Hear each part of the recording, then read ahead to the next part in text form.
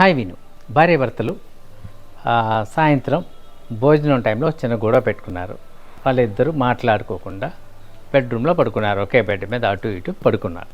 పడుకున్నప్పుడు ఏంటంటే భర్తకి ఏంటంటే ఉదయం 6 గంటలకి ప్రయాణం ఉంది. భార్యకి చెప్పడం, తనకి నోరిప్పి చెప్పడం ఇష్టం లేదు, ఎందుకంటే మాట్లాడుకోవట్లేదు కదా. అందుకని చెప్పి ఒక నోట్ రాసి పెట్టాడు. ఉదయం 6 గంటలకి నేను బయటికి వెళ్ళాలి, నేను 5 గంటలకు లేపు అని.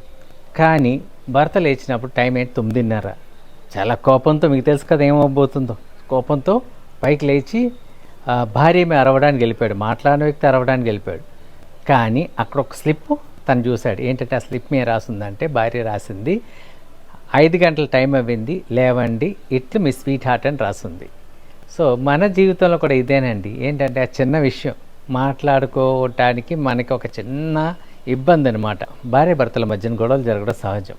మాట్లాడుకోండి, మాట్లాడుకోకపోతే ఇలా ఉంటుందన్నమాట. సో మీరు ఆలోచించండి, మీరు మాట్లాడుకోకుండా ఒక రాత్రి అంతా గడిపేస్తే ఏమవుతుందంటే ఇంకా ఎక్కువ కోపం పెరుగుతుంది. ఎందుకంటే మీకు ఆ వ్యాక్యూమ్ పెరిగినప్పుడు ఏమవుతుంది, ఇంకా పాత అన్నీ డిగ్ చేసుకొని పాత గొడవలు లేకపోతే పాత కక్షలు తెచ్చుకొని మళ్ళా రివోల్ట్ అవుతూ ఉంటారు. రివోల్ట్ అవ్వడం వల్ల ఏమవుతుందంటే ఇంకా పెద్ద గొడవ, గ్యాప్ పెద్ద అవుతుంది. అందుకని నేనేం చెప్తానంటే, ఇప్పుడు మీరు వైఫ్ అండ్ హస్బెండ్ మీ మధ్యలో గొడవలు రావడం సహజమే. ఈ గొడవల్ని మనం పడుకునే ముందు సన్సెట్ లోపు సెట్ చేసుకోవాలని పెద్దలు అంటారు. ఏంటంటే సన్సెట్ లోపు అంటే ఏంటంటే పడుకునే ముందు సెట్ చేసుకోవాలి. సెట్ చేసుకొని ఒకరితో ఒకరు మాట్లాడుకొని ఒక సారీ, ఒక హగ్, ఇంకా మీరు హ్యాపీగా పడుకుంటే నెక్స్ట్ డే హ్యాపీగా ఉంటుందండి.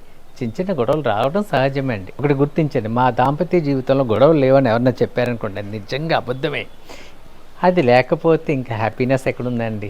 సో ఉంటుంది, కాకపోతే దాన్ని పట్టుకొని వేలాడి కొన్ని సంవత్సరాల క్రితం జరిగిన ఇష్యూస్ని కూడా మళ్ళీ తీసుకొచ్చి డిగ్ చేసి దాన్ని పెద్ద చేసి పోస్ట్మార్టం చేసి ఇరు పక్షాలు వాళ్ళు ఫైట్ చేసుకొని వాళ్ళ ఇంట్లో వాళ్ళని తిట్టుకొని వీళ్ళ ఇంట్లో వాళ్ళని తిట్టుకోవడంలో మీనింగ్ లేదండి. ఒక లైఫ్ చిన్నది. ఈ చిన్న లైఫ్లో హ్యాపీగా సంతోషంగా ఒకరికొకరు సారీ, ఐ లవ్ యూ చెప్పి బతకండి. This is life. Life is beautiful. Enjoy అండి. లైఫ్ని ఎంజాయ్ చేయడం కోసం ఉన్నది. దాంపత్య జీవితంలో సారీ అనే పదానికి చాలా పెద్ద ప్లేస్ ఉంది. అదేవిధంగా ఐ లవ్ యూ కూడా మంచి ప్లేస్ ఉంది. ఈ 2 పదాలు స్వీట్ అండ్ గోల్డెన్ వర్డ్స్. ఈ మిస్ కాకండి. సో దాంపత్య జీవితాన్ని ఫుల్ ఎక్స్టెంట్ ఎంజాయ్ చేయండి. Happy living. Thank you.